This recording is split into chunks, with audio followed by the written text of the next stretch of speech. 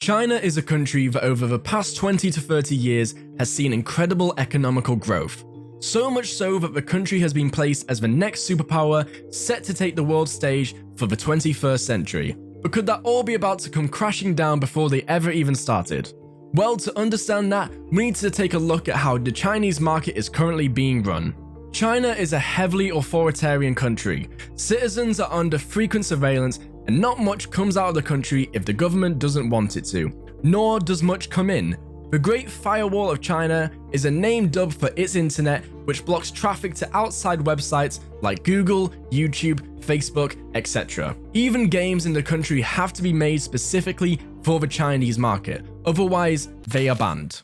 This also means that the information about China is frequently ran through the government and could easily have been manipulated to make the country seem better than otherwise actually is, which makes topics like this hard to find a reliable source of evidence for.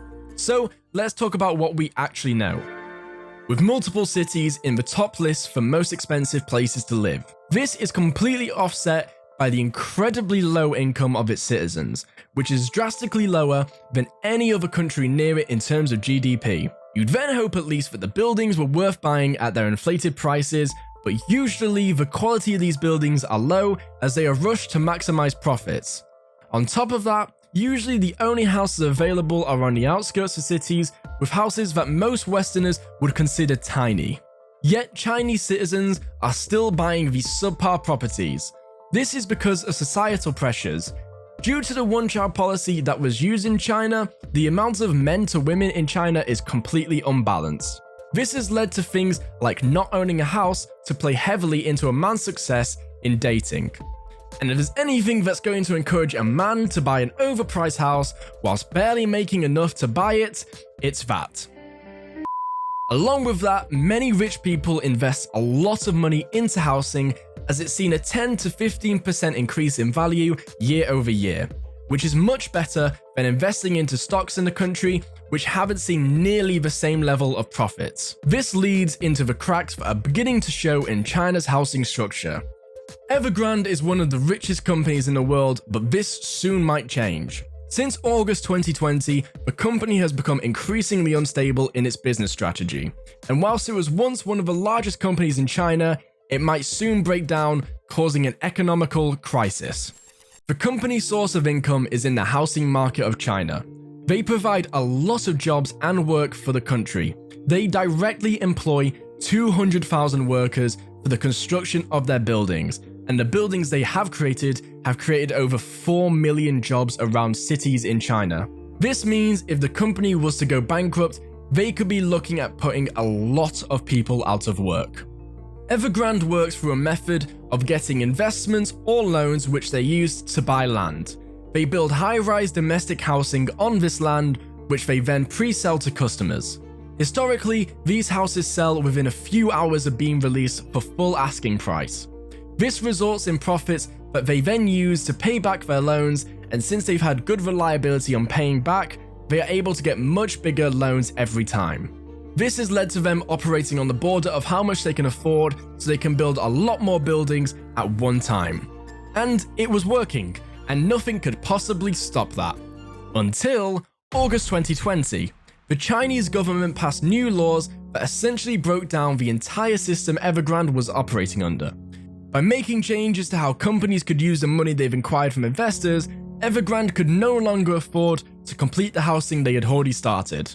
Due to this, they needed to sell off buildings to be able to complete other buildings, which is exactly what they did. They started selling houses and buildings at a discounted price to buyers, which in turn made the investors very uneasy, as all they could see is the buildings they invested in being sold for cheaper than market value. This is an issue for the Chinese government as well. Due to the way property works in China, you never actually ever own land, you are simply renting it from the government, and whilst you have that lease, which usually lasts about 80 years, you do have permission within reason to do what you want with that land.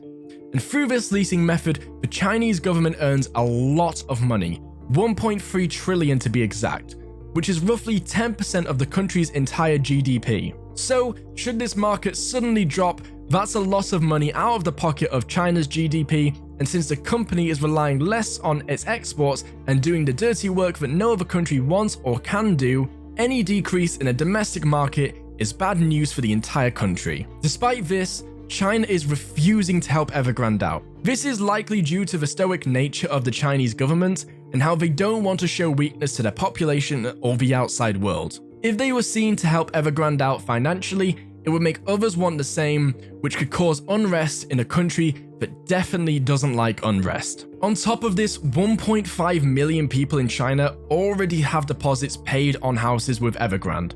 Should the company ever go into liquidation, this would mean they would be losing out on these deposits, which is even a bigger loss for Chinese citizens as they commonly have to save up for multiple generations to be able to even afford putting down a deposit on a house. But one company surely shouldn't cause that much of an issue, right?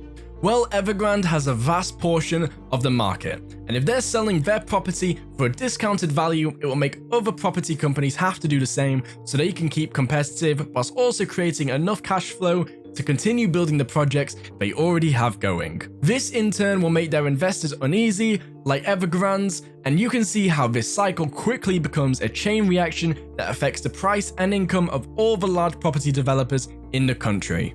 So, should the worst come, what does this mean?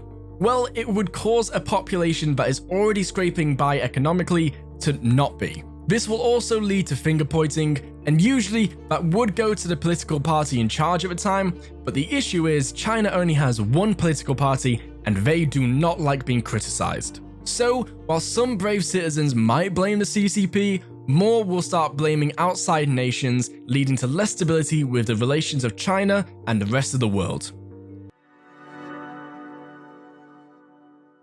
But more directly, could this cause a worldwide economical crash? This really isn't that far-fetched. The 2008 economical crash had many links to property, and that affected much of the world.